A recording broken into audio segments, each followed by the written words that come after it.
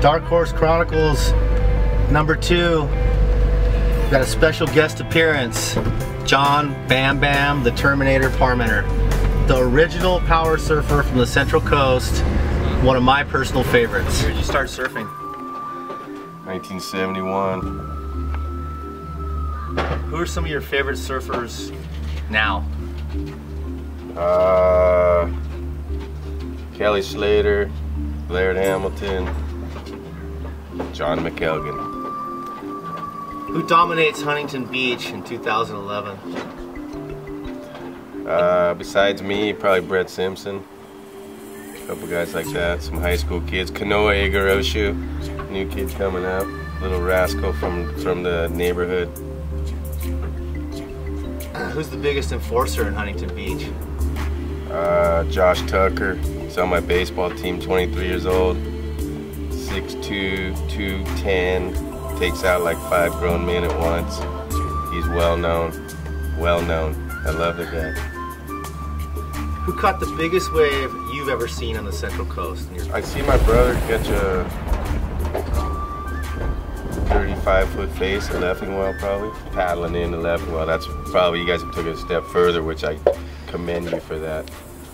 Yeah, being a kid growing up in Cayucas, being able to go out there and tow that and get spit out of that thing is like a lifelong dream. It's like looking at the chick you thought was the hottest chick in the world your whole life, and then finally getting hit with it. Yeah. You know? Oh my God, really? I know. It's ridiculous. And you know, the commitment to the ocean and being in shape and being able to pull that all off, you know, it ain't just freaking a bowl of soup, you know, and that's what's neat. Like, ever since Dave or me or whoever did what we did, it's still going on now up here, and it's just crazy to see the progression, people still doing the same thing, and, you know, still doing it for the soul, and just, you know, the performance. It's just awesome. It's a land time forgot, you know. Who is the person that you beat in your life that you consider to be the best accomplishment as far as actually beating somebody in a heat? I beat a bunch of great Hawaiians at their home spots, man, like Pipe Masters and Sunset Beach, and some really big name guys there, which was, to me, was a real credit. But I mean, I also beat Akalupo and, you know, Martin Potter and all those guys at the OP Pro, and I've had some death heats with a lot of those guys, and the Tommy Kern battles me and him had were legendary, and that kind of stuff was probably the pinnacle of the great stuff that was going on. Who's the best 10-year-old around? Bession's kid. Dude, my kid, he rides whitewater, man. Quote the video. Oh, he's a good little guy. He's spent a lot of his time on the baseball field, and he's a better baseball player than he is a surfer. So I've kind of put my kids in sports a lot because it's a channeled sport. It's a team sport. It's organized sport. It's disciplined, and it keeps them out of trouble. They really learn the values of life and not getting in trouble. And I don't want to have a kid that didn't make pro surfing just being a bum on the street, because we all know that, you know, I was close to that, and we all know a lot of people that were, and having them in that organized sport and still loving the ocean and surfing and being a great surfer. If you're going to be a pro, we're all going to know it. We're going to get you there. But if you're close, you don't make it, you're this or that, and then you end up being a party or you're working down at freaking Home Depot, man. And I didn't want that for my kids, so I put them in those organized sports and let them surf, and we'll see what happens. Ever since I've known you and you've had kids, you've always sacrificed everything and put it all on the line for your kids. Where did you, was that just something that was instilled in you from the time you were born? How did you become such a good father figure? Well, I didn't have a father, you know. I was raised by a single mom, and my dad left when we were 7. There was a big void in our hearts. We didn't know anything. I had a chip on my freaking shoulder as long as I could live, which was made me good.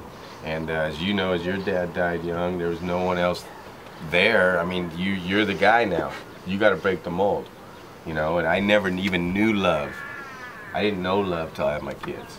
I've said that so many times in know, my life. Any woman, anything, it's, I mean, I'm no taking away from them because they gave you the kids, so that's the ultimate love. But I mean, not just feeling that love, it blew me away and took it. 20-foot day at Pipe, I'd give 10 of those days away to have my boy right here with me, you know. And that was it, you know. Anytime you get raised in the single family household, you lose a parent or you were treated bad, and you know, when you see your kid come out, you go, this ain't happening, dude. Just like so many songs you hear and this and that, and that's why, you know, I wanted to do it right, and I really had the real true love, you know, show me the way, you know. Yeah. You're ripping, dude. Yeah. I saw you get a couple. Yeah. Just get some fun ones. Yeah, psyched. Like 2 sessions, psyched. One, I wore a full suit.